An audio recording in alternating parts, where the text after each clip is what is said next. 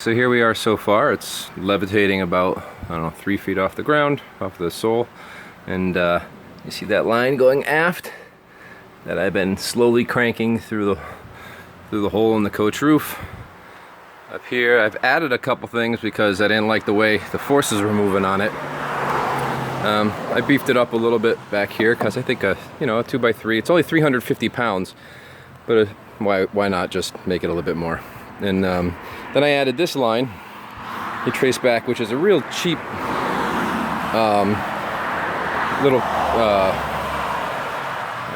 packing strap. I mean, it's really cheap, but the whole job there is it's not to withstand a whole lot of forces, but just keep this from sliding, keep this whole bit from sliding forward as I crank on that the heavier yellow line down there. Things want to slide forward a little bit. This is one of those situations where I find it's, when you first think about it, you're like, well, it's only 350 pounds worth of engine, so there's not a lot of forces at work here.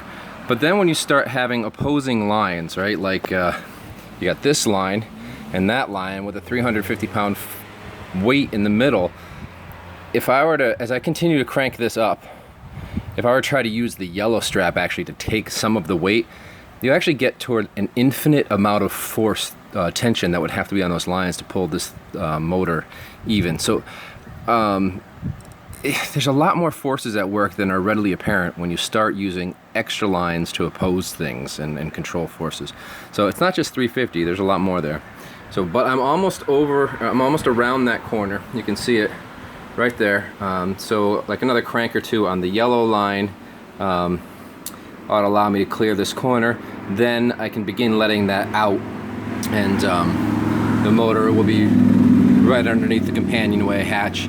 I'm going to crank it up till it's enough to clear this sill here, and then I'm not sure I'm going to move it forward a little bit. I think I can't just pull it forward. I'm probably going to have to end up putting like a little bit of platform underneath it so I can slide it out into here, and then I'm going to rock it around on the up here on the seats over to this corner. And then I conveniently happen to have this tree sitting right there because I don't have a boom to work with off a mast, but there's a branch right there where it comes off the tree. I can get a line over there and then begin to use almost a very similar setup that I had in the companionway, only outside with longer lines. So, and then I'll be able to gently let it down onto the lawn while the cars pass and honk. So, all right, wish me luck. Bye.